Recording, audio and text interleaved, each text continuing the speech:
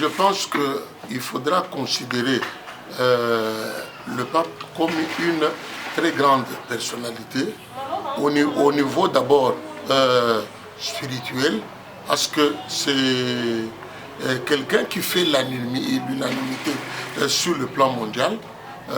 L'Église catholique est implantée par le recoin du monde entier.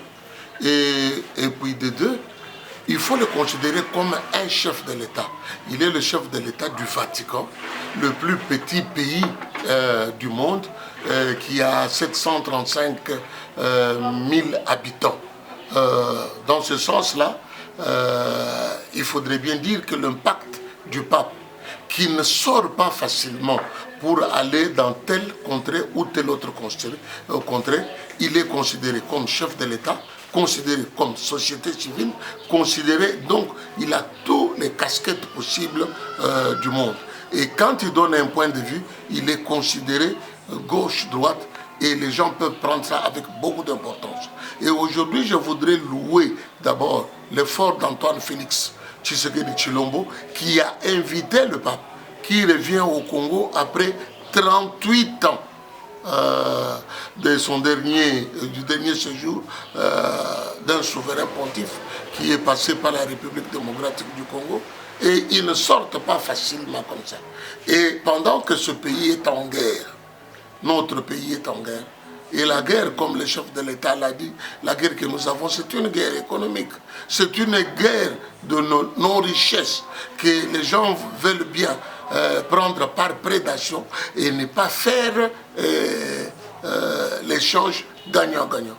Je crois que le constat qu'il faudra faire, avec de mots forts, avec un œil compatissant d'un représentant de l'Église, et puis d'un homme qui fait office de la parole de Dieu, pourra être pris par tout le monde à bras le corps pour agir en République démocratique du Congo, comme on est en train d'agir en Ukraine et en Russie. Je pense que sur le plan politique et diplomatique, souvent les gens ont l'air de voir que les histoires traînent, mais parce que c'est un processus. La condamnation, le retrait du Rwanda, parce que nous disons, le peuple rwandais et le peuple congolais n'ont pas de problème entre eux. C'est un régime qui est en train de faire de jeu, faire profil bas, en cherchant à s'approprier des richesses du Congo qui ne lui appartiennent pas, au lieu de venir par la grande porte. Mais derrière ce régime, il y a les multinationales et les grandes puissances de ce monde, dont je dis que la parole papale pourra leur dissuader à venir par la grande porte pour épargner les vies humaines. Parce qu'au jour d'aujourd'hui, nous avons au-delà de 10 millions de morts. Donc plus que les gens qui sont décédés pendant la Deuxième Guerre mondiale. Au Congo, les gens ne peuvent pas.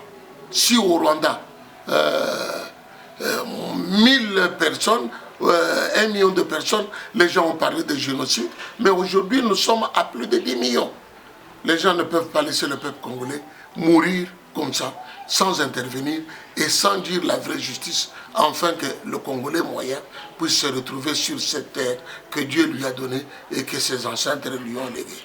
Je vous dis que ça c'est, je peux dire que c'est un effet secondaire qui peut venir, mais aujourd'hui, sachez-le, sans la visite du pape, Antoine Félix, par ce qu'il a fait, parce que je vous dis que depuis l'aube de notre indépendance, depuis 1960 jusqu'à ce jour, nous avons connu M. Kasavubu, nous avons connu M. Mobutu, nous avons connu M.